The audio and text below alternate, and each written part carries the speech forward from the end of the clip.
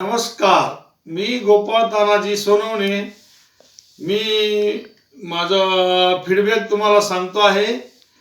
तर माझे हात, पाय, गुडघे, कंबर या सगळ्या खूप वस्तू दुखायच्या. ते सगळे सांधे दुखायचे.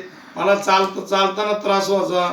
मी बऱ्याच डॉक्टरांच्या गोळ्या घेतल्या, औषधं घेतली, बऱ्याच प्रकारचे तेल आणले, तेल चोळून पाहिले, पण ते काही मला कुठं काही फरक वाटला नाही. ते तेल चोळता औषधं गोळ्या खाताना मला 1 वर्ष गेलं. 25-25 हजार रुपये त्याच्यात माझे निघून गेले, पण मला काही त्याचा गुण आला नाही. शेवट म्हणलो आता कुठंतरी ऑपरेशनच करू गुडघ्याचं. म्हणलो गुडघा खूप दुखायचा. माझं वजन 104 किलो आहे.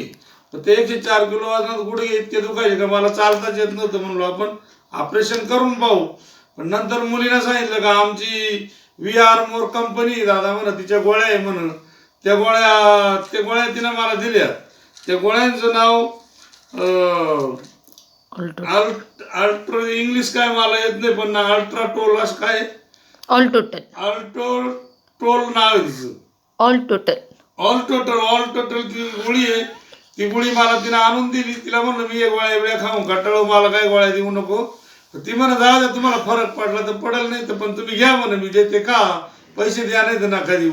म्हणलं जा द्या पोर म्हणती तर मग घेतो. तर त्याच्यावर मला असा फरक पडला. पहिल्या 8 दिवस काही वाटलं नाही, पण 8-15 दिवसांना असा फरक पडत चालला का मला आज कोणत्याच गोळीची गरज नाही, काहीच कोणत्या प्रकारचं. त्या अल्ट्राटोल गोळी नाही ना, माझे सगळे त्रास दूर झाले. नसांचे, कमराचे, पायाचे, हाताचे सगळे, म्हणजे ज्या आपल्या शारीरिक ज्या नसा आहे ना त्या पूर्ण मोकळ्या होत्या. माणसाला कोणत्याही गोळ्या खायची गरज नाही. त्या आयुर्वेदिक गोळ्या आहे, त्या गोळ्या खायला काही हरकत नाही.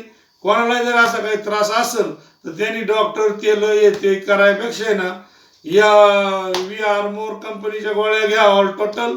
त्यानं तुम्हाला 100% फरक पडेल. आता मी माझ्या अनुभवानुसार सांगतो, तेव्हा तुम्ही तुमच्या पद्धतीनं घ्या, काही करा. पण मी सांगतो, मी शेतकरी माणूस आहे.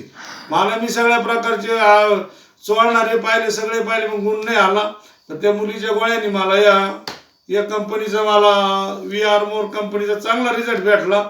म्हणून मी तुम्हाला सांगतो का तुम्ही खा बा, आमच्या बरोबर तुम्ही निरोगी राहा, हेच आमचं म्हणणं आहे. नमस्कार.